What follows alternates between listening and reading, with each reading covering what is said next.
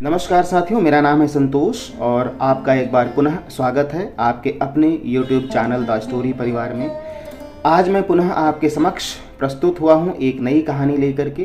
कहानी का जो शीर्षक है लालची मिठाई वाला पंचतंत्र। तो चलिए आगे बढ़ते हैं।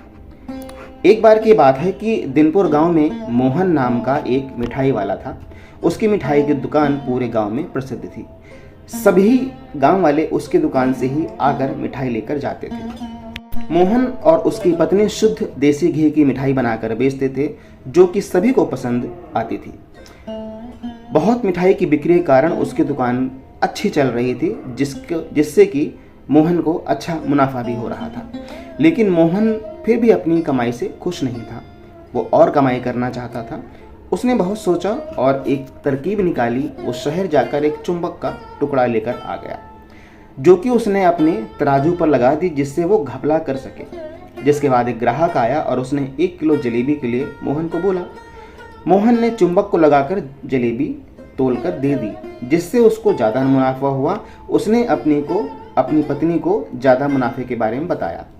उसकी पत्नी ने मोहन से इसका कारण पूछा तो उसने चुंबक वाली बात बता दी। उसकी पत्नी ने उसको समझाया कि ये तो ग्राहकों के साथ धोखेबाजी है, वो ऐसा ना करे। लेकिन मोहन कहाँ मानने वाला था। उसने ये काम चालू रखा क्योंकि उसे लालच की लत लग गई थी, क्योंकि उसको बहुत ज़्यादा मुनाफा हो जो रहा था। यह काम इसी तरह चल रहा था। एक दिन मोहन की दुकान पर रवि नाम का एक लड़का आया। उसने मोहन से 2 किलो जलेबी देने को कहा। मोहन से वैसे ही जलेबी तोलकर दे दी जैसे सबको देता था। रवि ने जब जलेबी को देखा तो मोहन को बोला, ये तो कम लग रही है, क्या आप इसको दोबारा तोल सकते हैं? इस पर मोहन गुस्सा हो गया और रवि को बोला, मुझे और भी बहुत काम है, तुमको लेकर जाना है तो जाओ, वरना रहने दो।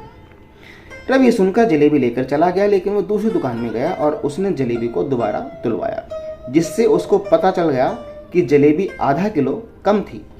इसके बाद रवि एक तराजू लेकर मोहन के दुकान में गया और उसकी दुकान के बाहर तराजू रख दिया।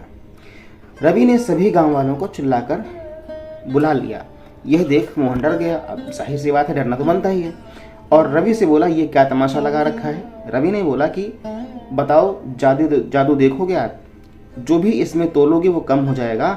जब आप मोहन के तराजू में तोलोगे तो उसने ये करके दिखाया। इसके बाद मोहन के तराजू में लगा चुंबक लोगों को दिखाया और सारी बात बताई, जिससे लोगों ने मोहन की खूब धुनाई कर दी।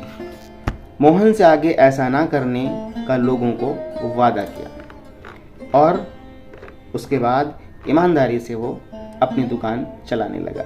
साथियों, कहानी ज़रा सा भी अच्छी लगी हो तो लाइक और शेयर कीजिएगा। कोई राय है कमेंट बॉक्स में लिखिए। और हाँ, अगर आप चैनल पर नए थे तो विनती है, चैनल को सब्सक्राइब करके बेल आइकन दबाना मत भूलिएगा। मिलते हैं अगले वीडियो में।